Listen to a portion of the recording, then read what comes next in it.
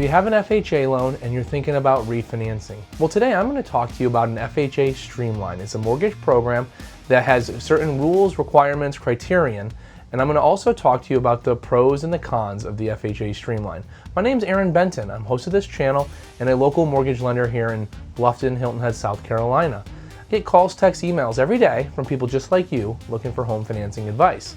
But today we're going to talk about the FHA Streamline that's not just specific to Beaufort County or South Carolina. These FHA Streamline guidelines are going to be national, so a little bit of something for everyone here. Stick around, subscribe below to my channel, tap the bell for notifications if you really like the video. Make sure to tell your friends, but we're going to talk about that FHA Streamline right now. So first, there's two types of FHA Streamlines. There's a credit qualifying and a non-credit qualifying.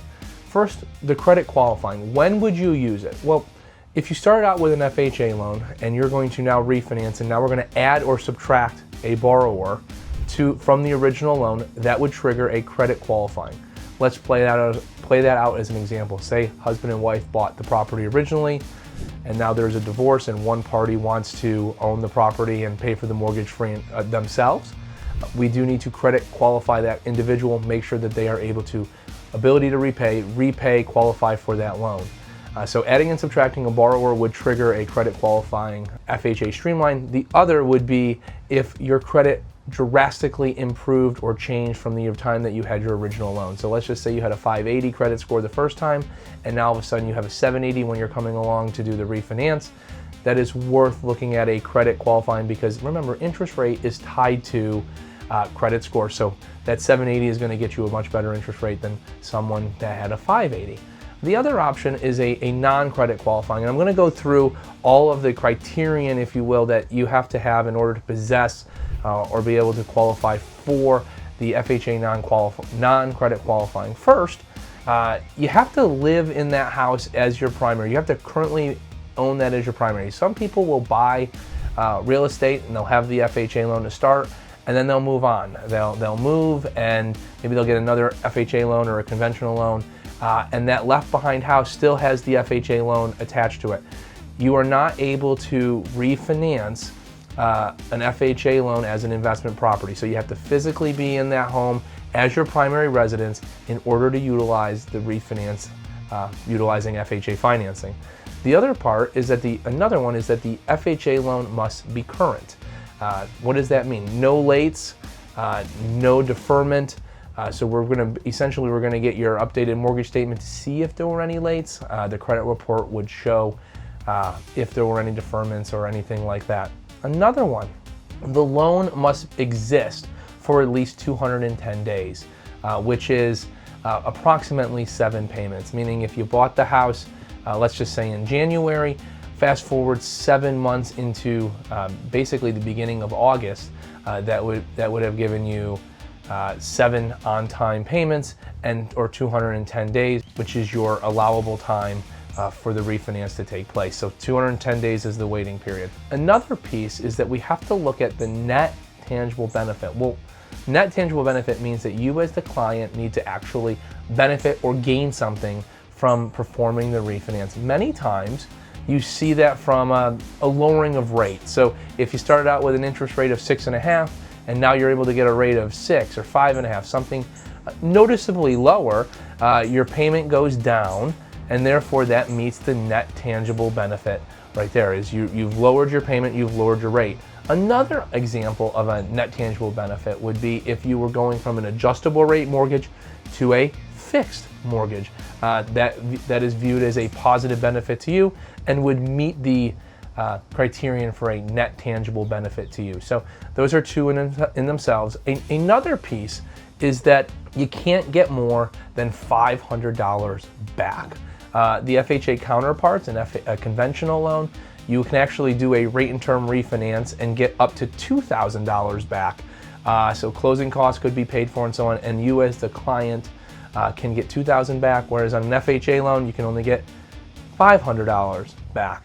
So let's talk about some of the benefits related to an FHA non-credit qualifying Streamline. Number one, the loan app. The loan app is going to be pretty basic. We'll go through, we'll get your name, date of birth, social security, a lot of that information if you're working with the same loan officer. The other huge benefit is that having lower credit does not disqualify you from actually performing the refinance. So an FHA Streamline, very, very powerful tool. My name's Aaron Benton, local mortgage lender here in Bluffton, as you know. If you liked that video, please like it below, tap the bell for notifications, subscribe to my channel so that you get to understand a little bit more, because I like to release these videos twice a week. I'm a former high school math teacher here in Hilton Head High, and education is in my DNA. So I like to provide these kind of quick blurbs, quick updates so that you are best prepared. As I always tell people, you can never be too prepared. I like to equip people with the data, the numbers, so that before you were to sign maybe a purchase contract, or in this case, a refinance deal, you understand the full numbers. So that is the criterion or the eligibility of how you even get started with an FHA Streamline. So now let's jump into the benefits. Is the juice worth the squeeze? Well, the first real benefit is the paperwork. The paperwork is lessened. First, the loan application is pretty simplified. And yes, name, date of birth, social security number, where you work, how much money do you have in your bank accounts, the normal loan application. But I will tell you, it does get less abbreviated because number one, when we call your employer, we are calling them to ensure that you are still working there. We are not actually verifying the income. So when we talk about pay stubs, W-2s, not needed. Income documentation is absolutely limited. You've already qualified. Think about it, it's an FHA Streamline. You've already qualified for this loan once. Why wouldn't you be able to do it again if the situation has improved from interest rates have gotten better, therefore your payments have gone down, therefore you should still be able to qualify again. So the paperwork is limited. We're not going to work with your employer on how much you make. We're going to work with your employer with, are you still there? The loan application is abbreviated. We're going to gather your mortgage statement to make sure that you are current on your payments. And then we're going to potentially get a utility bill to ensure that the home that we're refinancing is in fact your primary residence. So the paperwork is limited, which is refreshing to you as the client, because when you're doing a refinance, yes, it's already the roof above your head. There isn't necessarily the excitement surrounding you're going to get a new home. The excitement is you're going to save money on a monthly basis, and what is the quick and easiest way to do that? And a Streamline loan can certainly assist with that. Another benefit is the lower interest rates.